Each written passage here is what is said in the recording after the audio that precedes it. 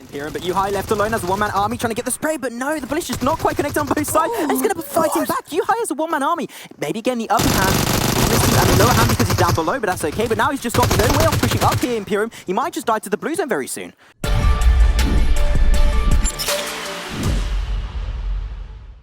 Damaging down goes George, that's a confirmation, instantly switches to 16.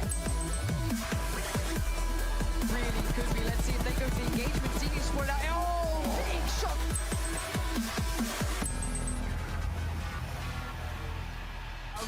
Disengage away from Potato Hill. They're now making their way down south. Yeah, trying to get a little bit of a foothold. Box Gaming very close to the center, the most central team so far. Got a nice little compound to play with, good visibility on most of the teams, but down south, the team's going to take the fight. It's going to level up and Team Secret. Two teams that, in my opinion, have been the two teams that improved the most throughout the entirety of PMWL East Imperium. And I was really intrigued to see which teams improved the most to take this fight early on. And after they take each other out, so to speak, they're going to have Team I&D in front of them, along with Galaxy Race themselves. As uHigh close out that door. Just going to try and create that more space, cook up a grenade, going to look for snacks of Team I&D. Yeah, Team I&D. Slayer extremely low, valuable to get himself res back up. They'll remain as a three-man squad despite Snacks getting confirmed out, but Team Secret, they tried to move a little bit more down south in the circle. But I think that's a little bit of a scary position because now it's very predictable on how you're going to rotate in the future. uLevelUp decided to actually move away from all of that and actually headed towards the southwestern side in the open, but amongst the trees where you do gank are down the hill, but Jackson ready to spot this out. So that rotation is extremely hard to pull off, you do have to mention it. Yeah, they still got 4 kills, so at least that has perked them up when it comes to points for the first game. But, you know, it's not exactly the start they would want, especially when you consider it's on the map that they are known to be strongest on. Yeah, now you're seeing back onto the fight of uLevelUp and Team I&D. They're going to have to move very, very soon. They're just pushed over the edge. A bit of smoke will be coming out from uLevelUp to try and buy them as much time as possible. They lose Jackson, and we lost also Snacks for Team I&D, so it's turned into a 3v3 fight. But actually, Team Secret, because these two teams are currently focused onto each other, they can just snake their way through the south. Very surprising that's working out.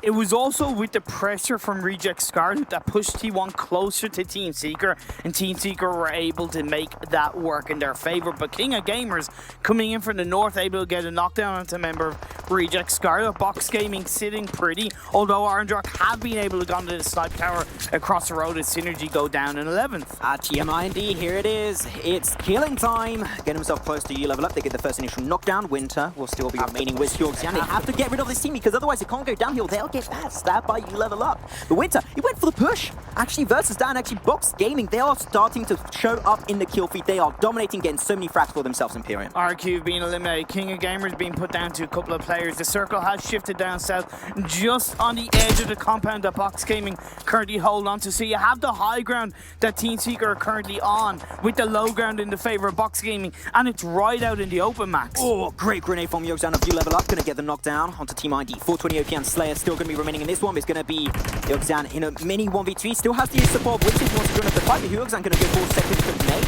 Bullet roll. Oh no, that's actually going to be some smokes coming out. Forward grenade would have been great from him. But he's trying to block away the vision of Team I&D, which is really good to buy him some time, but they're still not in the circle, Imperium.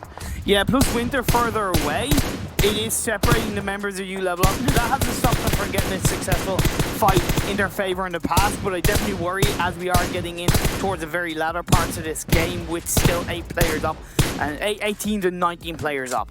This would be one of the moments I would say maybe you want to send Winter in the circle. You know what, just let him get into the circle and let Hyogxian take care of the rest of his team. But Team I&D for 20 going to get slowly closer and closer to Team Secret, get the upper hand as Reject Scarlet do get taken out. Did have a hard rotation, that's make it through flat terrain. Those are really hard to pull off, you do have to mention Imperium, but it's still a really good attempt from Reject Scarlet, and you're early with the orb. Great plays.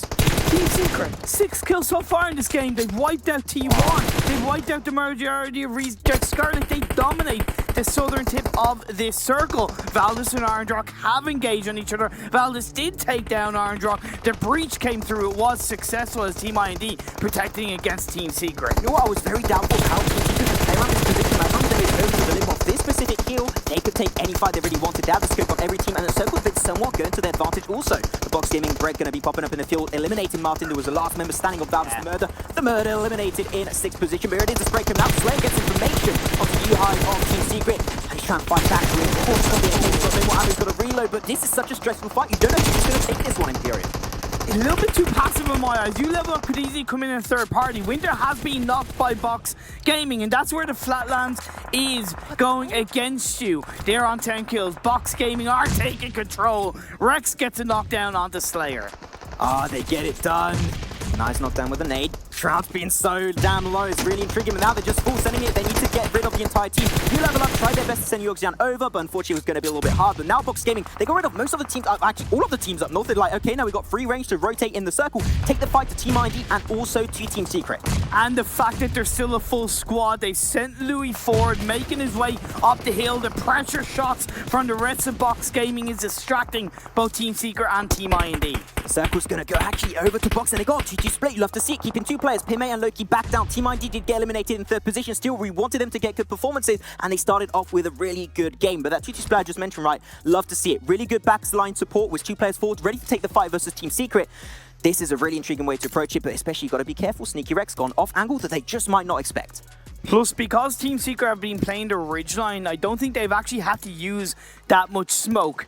With a double airdrop making its way down, double crate. That is literally the emphasis of Box Gaming, having a box to protect themselves, as if they didn't have enough of a control in this phase 7 circles. Grenades being cooked out by Break. Oh, I think that was a double from Break. Well, actually, it's going to be indeed a double on iShots and uHigh, and now they're down to one player. It's going to be the one and only Rex of Team Secret taking it in a 1v4 stellar fight. Trying his best, they don't have the information. Gets Swift, who's going to be hiding behind the tree, and now they're going for the push. Loki coming on the side. They're not going to be able to take it. Team Secret get that one stolen away by Box Gaming. And I said it right many times in Imperium to quote myself, getting a circle is one thing, but using it properly is another thing. Box Gaming Going to be coming out talking about them, and that's going to be Rex out of position entirely, not with the rest of his team, so Rex will not be getting third. Doesn't want to get himself in a bad position, so he's just going to be mollying up Rex. Want to try and get some nice little Rex pork chop.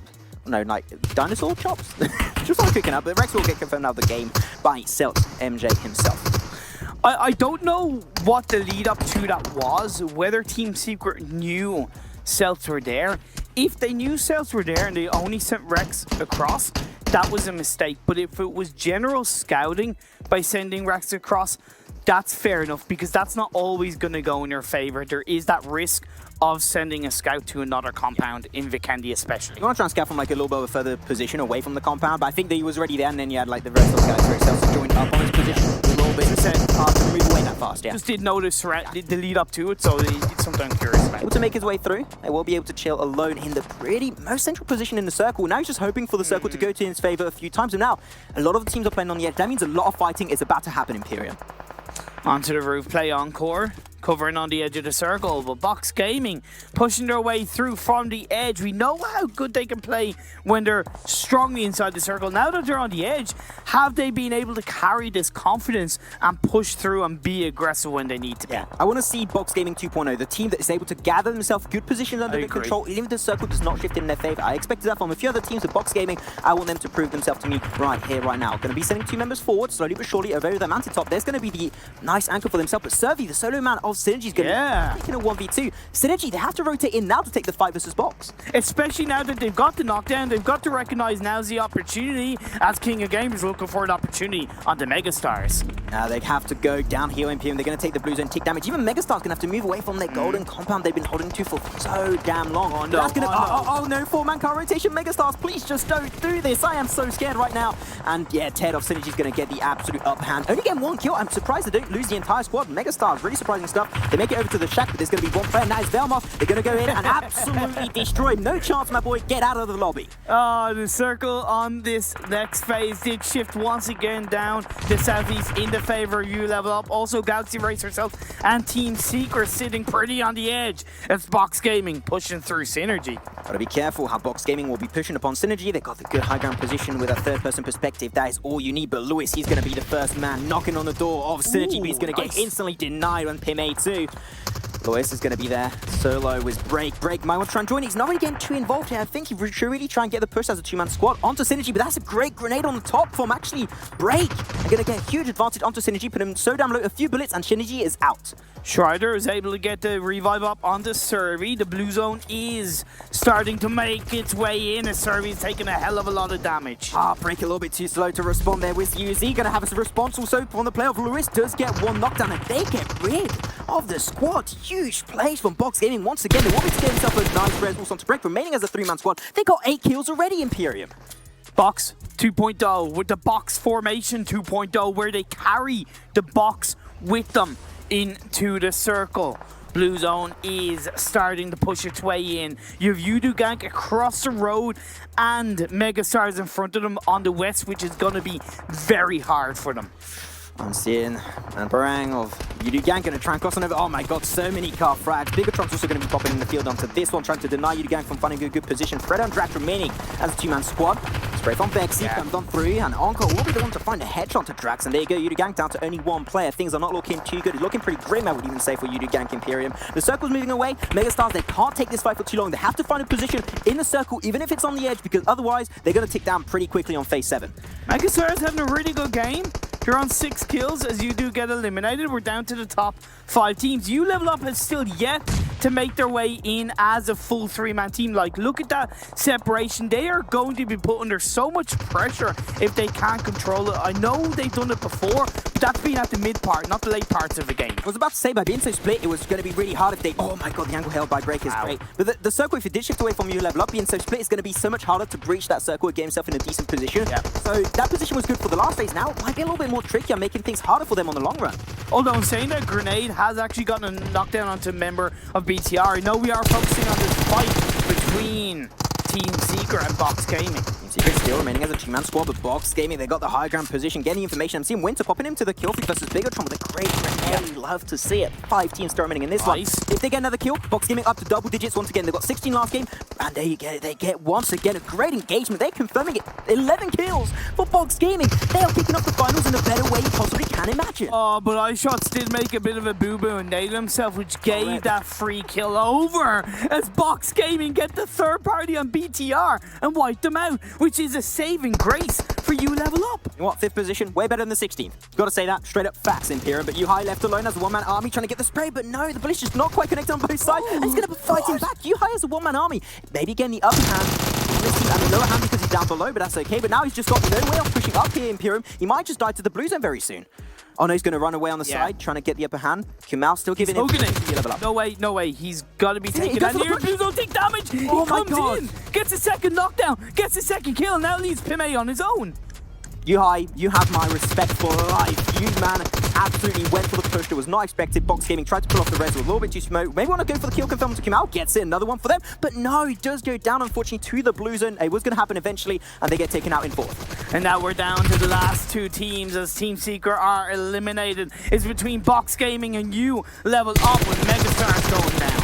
uLevelUp trying their best. They still got 2 players, Winter and Shaxin. Pime trying his best. You know how deadly that player is, and he's still going to give it an attempt. But uLevelUp, they come out on top, Imperium. Huge game for them. We've seen on the screen. It is 9 kills. Not quite double digits, but uLevelUp, you know the performance.